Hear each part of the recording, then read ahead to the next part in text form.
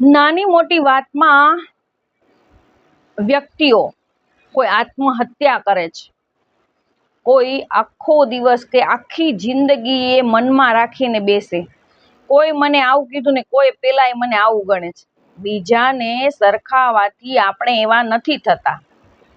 કોઈ મુસીબતના સમયે આપણે ઈશ્વરને રોકવાની કે ટોકવાની જરૂર નથી. એ મુસીબતમાં આપણે ધૈર્ય રાખી અને ત્યાંથી પસાર થવાનું છે. એ મુસીબત કદાચ આપણે નવી દિશા તરફ લઈ જતું હોય છે.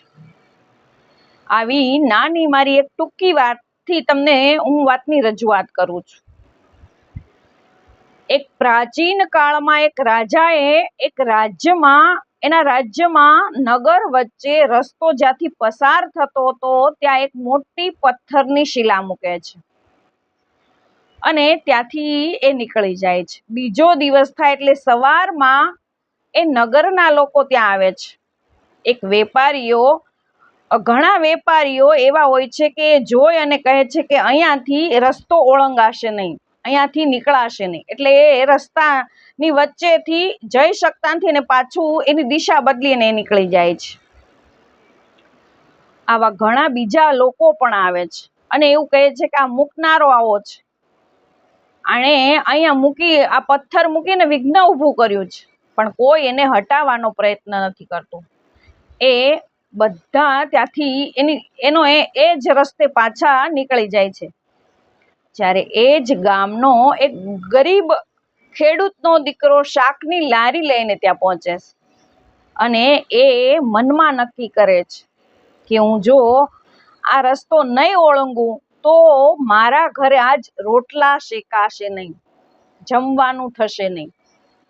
ગમે એ મુસીબત વેઠીને મારે આ પથ્થર અહીંયાથી કાઢવો છે. 4 થી 5 કલાકની એ સખત મહેનત કરે છે અને એ રસ્તા પરથી પથ્થરને હટાવે છે. એ પથ્થર ત્યાંથી હટાવી શકે અને એ રસ્તો ત્યાંથી પસાર કરે છે અને જે દિશા તરફ પથ્થરની વધુ દિશા દેખાડતું હતું એ તરફ જાય છે.